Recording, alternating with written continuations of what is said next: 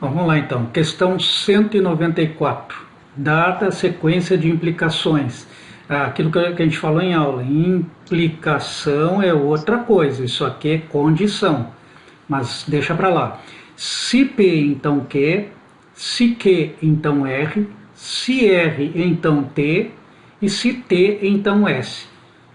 E agora ele dá uma sequência de proposições aqui e pergunta o que se pode concluir. Vamos ver. Aqui, deixa eu tirar isso daqui que está...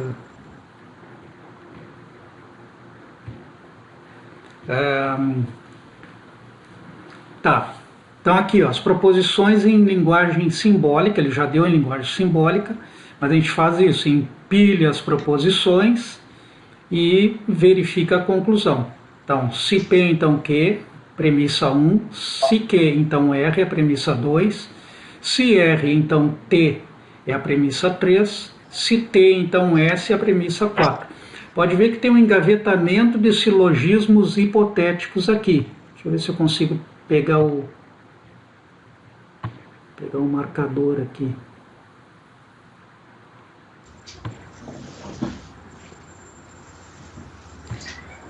Aqui, olha lá, ó. Q com Q aqui, R com R e T com T. Então, se eu tirar o Q, o R e o T, eu venho direto de P para S, né? Se P, então S, foi o que eu coloquei aqui. Se P, então S. Então, o que a gente pode concluir? Ele colocou lá nas alternativas, não R posso concluir não T, não S posso concluir P, não S posso concluir não P, Q posso concluir P, T posso concluir P. Vamos ver. Se P, então eu posso concluir S. Ou a contrapositiva, se não S, eu posso concluir não P. Isso está na alternativa C, olha lá. Se não S, então eu chego em não P. Então essa é a conclusão. Dado não S, eu posso concluir não P, pela contrapositiva da conclusão que eu cheguei aqui. Tá ok? Silogismo hipotético, revisem lá. Deixa eu te perguntar, professor, que eu fiz, eu até não cheguei ao resultado, mas eu fiz assim, eu fui testando as alternativas ali que ele deu, desse jeito não tem como ir testando as alternativas que ele tinha dado. De que forma? No lugar ali do P, então S, por exemplo, eu coloquei as alternativas ali. Volta um pouquinho na tela anterior, só para eu... Eu botei, por exemplo, o não R ali como a última proposição. Sim. E daí eu fui testando... sim.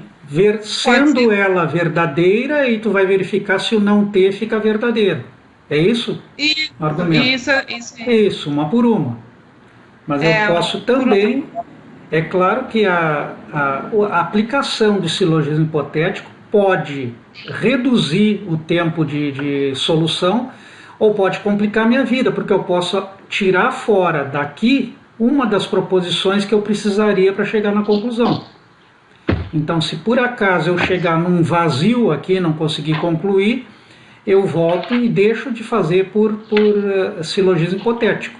Eu acabo fazendo esse teste aí, eu coloco lá uma quinta proposição, eu coloco não R e verifico se nas premissas eu tenho não T.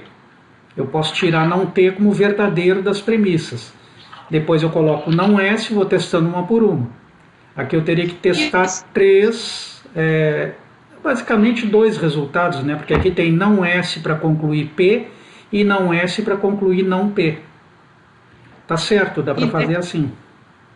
Só que daí no fim eu não sei, eu devo ter errado em algum lugar que deu mais de uma verdadeira ali. Daí eu achei melhor perguntar, né?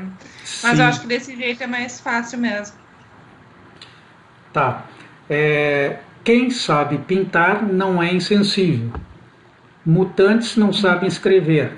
Quem não sabe escrever é insensível. Ele quer uma conclusão possível para o argumento. Então aqui a gente precisou traduzir um pouco. Quem é se? Se sabe pintar não é insensível. Mas também pode traduzir por todo. Todo aquele que sabe pintar não é insensível.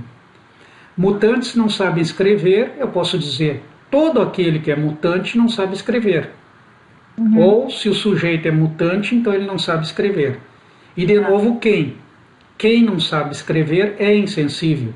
Se não sabe escrever, é insensível. Ou todo aquele que não sabe escrever é insensível. Então eu puxei as proposições simples, P, o sujeito sabe pintar, não P, o sujeito não sabe pintar, e assim por diante para as outras. Coloquei todas aqui. É insensível, é mutante, sabe escrever. E aí passei o argumento para a linguagem simbólica. Se P, então não Q. Se o sujeito sabe pintar, então ele não é insensível. Premissa 2.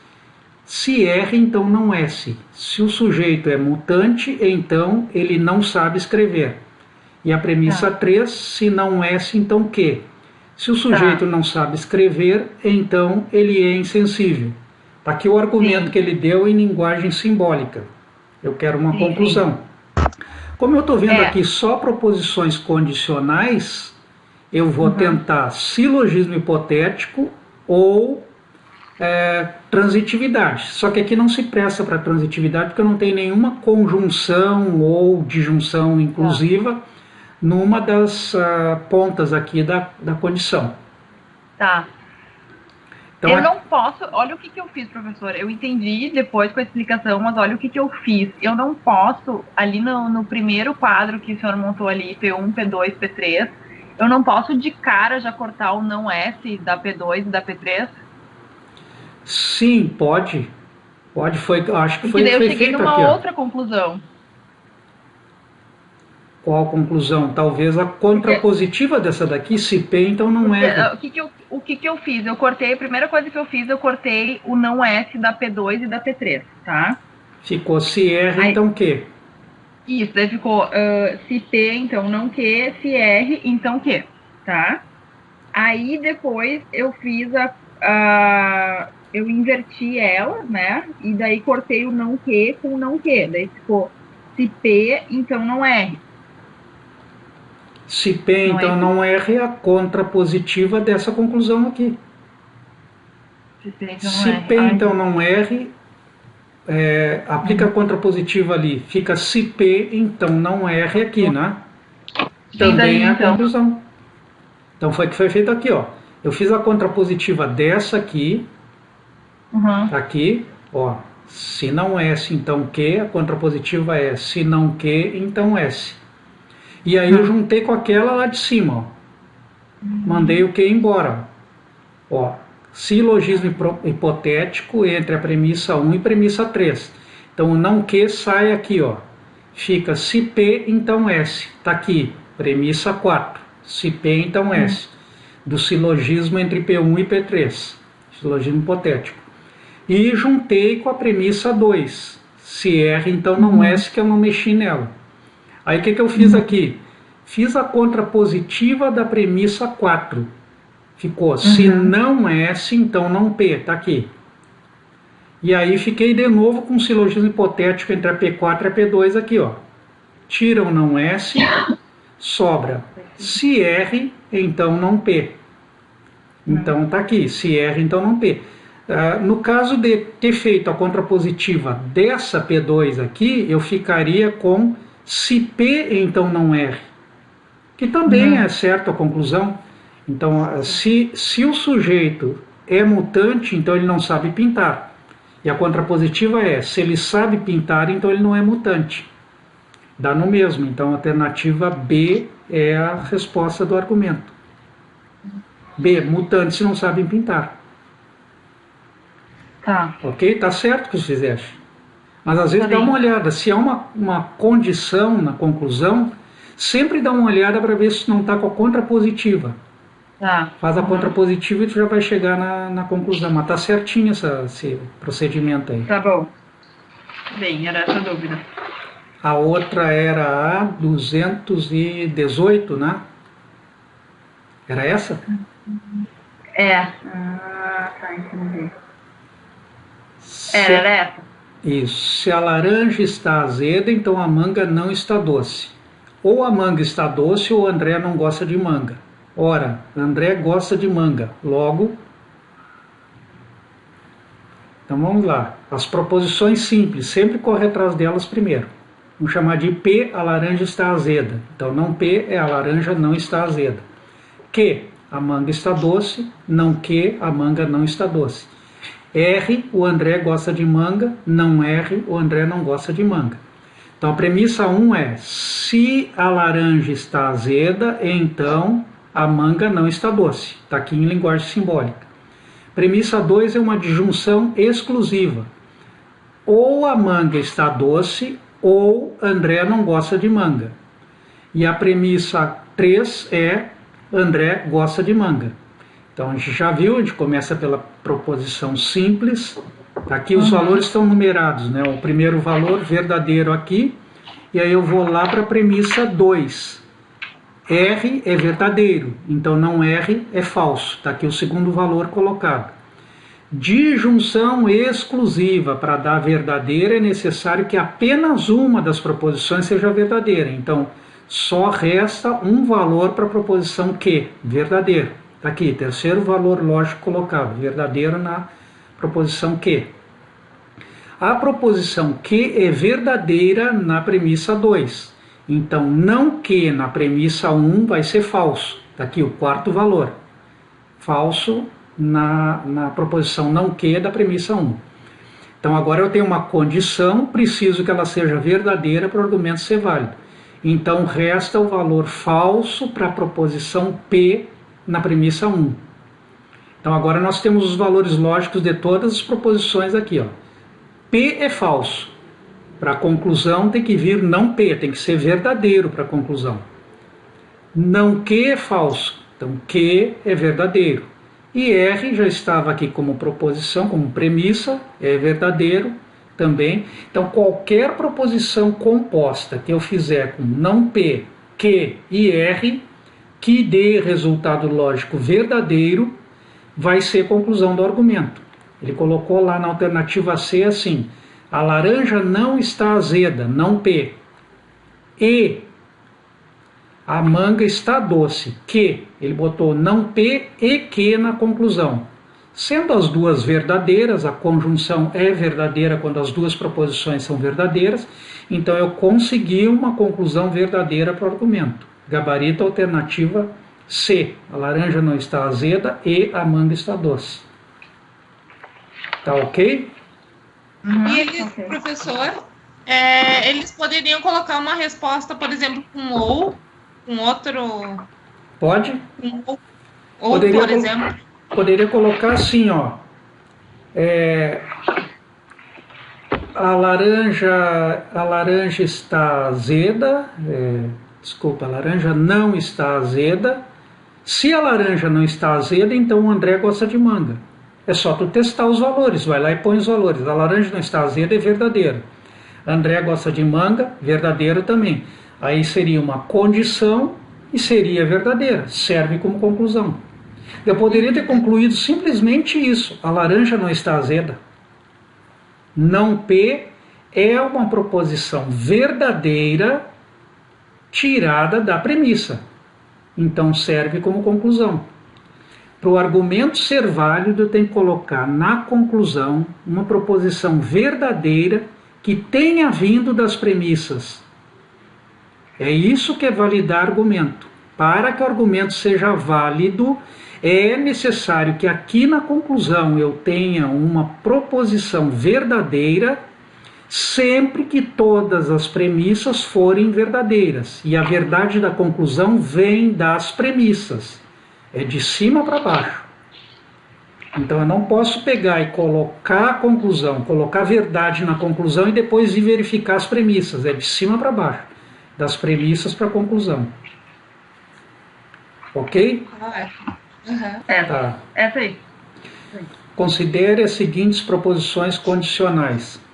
Se Jorge é maior do que Jardel, então Tiago e Caio têm o mesmo tamanho.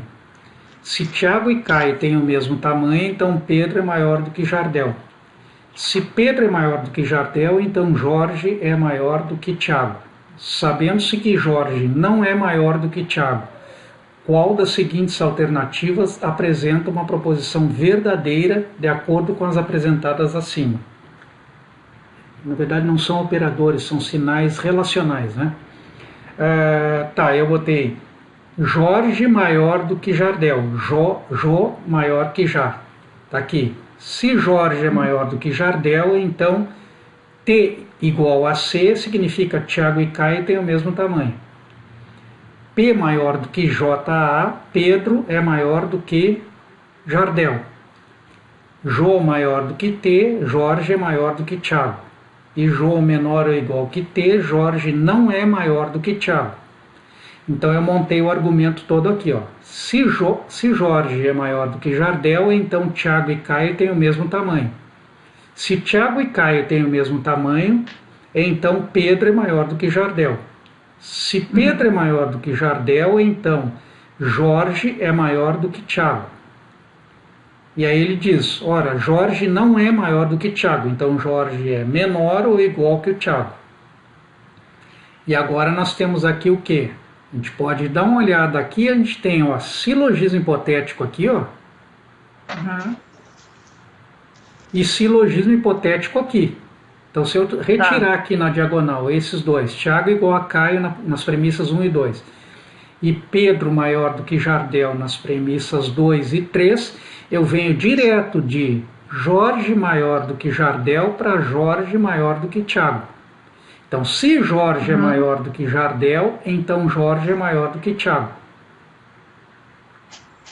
Só que eu tenho aqui que o Jorge não é maior do que o Tiago, né?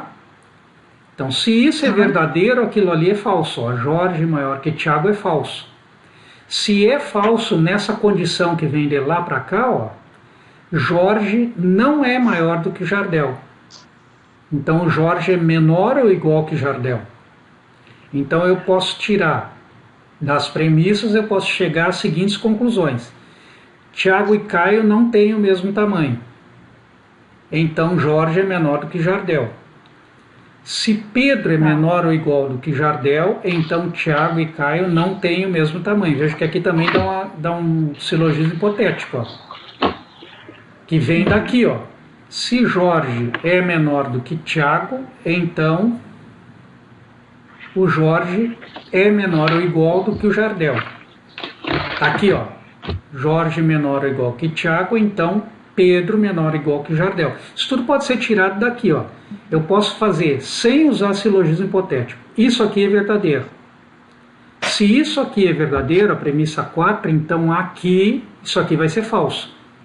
Jorge não é maior que o Tiago. Se isso é falso, aqui também vai ter que ser falso para a premissa 3 ser verdadeira. Então o Pedro é menor ou igual que o Jardel. Tá lá, ó. Tá aqui, ó. Se o Pedro é menor ou igual que o Jardel, vai ser também menor ou igual que o Jardel aqui.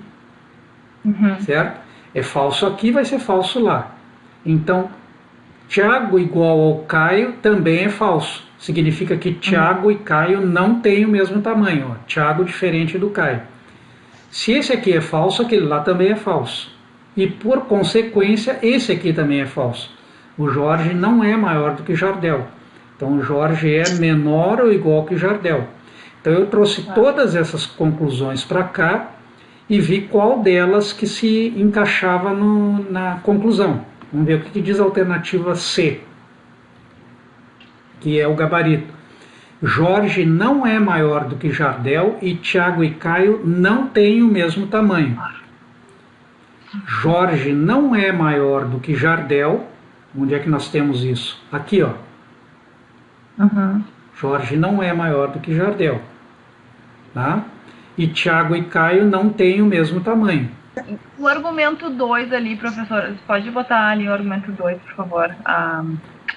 O próximo, esse. No caso, assim, a primeira, eu sei que o não P é verdade, que o R é verdade, né? Aí, o que eu tinha feito, né? Eu passei para a premissa 2, né? Sabendo que o R era verdade, mas o que eu não conseguia saber o valor dele, porque ele pode ser V ou F, né? O não Sim. Q. Daí eu tive que passar para a primeira, daí, né? É isso. Aqui pode ver que a gente começou lá por cima, tem uma conjunção, né? Ela é verdadeira com as duas. Tem que ser verdadeiro. Isso, e dali eu já determino os valores para que ela seja sempre verdade, né? Sim. Então, olha lá, ó, não P é verdadeiro, tem que ser, senão essa premissa aqui não cumpre a regra. Então, tá bem, peraí. P, não P, está lá na conclusão, mas isso não quer dizer que o argumento seja válido. Q é verdadeiro, não Q é falso. R, porque por como eu fui subindo, né? Eu fui subindo da conclusão para as premissas. Aí quando eu cheguei na premissa 2, o não Q poderia ser V ou F. Daí eu fiquei, mas qualquer um dos dois, né? Daí como é que eu vou escolher qual é o valor? Sim, mas aqui não, a gente não pode botar valor na conclusão, tem que ser pelas premissas, ó. R também tem que ser verdadeiro. Se eu for assim, primeiro pela conclusão, depois para a premissa 3 e depois para a premissa 2, eu acho que eu errei a ordem ali. Se o R é verdade, o não Q pode ser V ou F, para dar verdade. Não, é uma bicondição. Se o R é verdadeiro aqui, vai ser verdadeiro aqui. Só que o P é verdadeiro lá da premissa 1. É apenas uma, eu errei, tá. E aí o não Q aqui vai ser falso. O que eu tenho numa bicondição? Falso com verdadeiro. Então eu fico com uma premissa falsa. Esse argumento não pode ser válido, eu não tenho como validar esse argumento. Sim. Se não me engano, o gabarito que ele dá, ó, apenas o argumento 3 é válido, não há alternativa que contemple esse resultado. E a 1, professor, o argumento 1, porque a minha tinha dado verdadeira. Deixa eu ver um aqui. Foi esse da tabela verdade, ó. Eu desenvolvi a tabela verdade para mostrar que ele não era válido. Mas tem que fazer tudo isso na prova? Impossível. Não tem outro jeito de fazer isso na prova mais rápido? Sim, eles se complicaram na questão. Olha o tamanho dessa tabela, meu Deus. Não tem como fazer isso na prova. Na verdade, ele era para botar um argumento que desse para responder daquele jeito que a gente faz. Pela tabela verdade, sem a tabela. Assim, em 3 linhas. Exato, só que ele fez uma salada aqui, no fim até ele se atrapalhou e disse que esse argumento era válido. Não é válido. Está aqui, ó, a tabela verdade mostra que não é. Todas as linhas aqui, ó, estão assinaladas as linhas em que todas as premissas são verdadeiras. E em 2 dessas linhas a conclusão, S ou P, dá falsa. Então o argumento não é válido.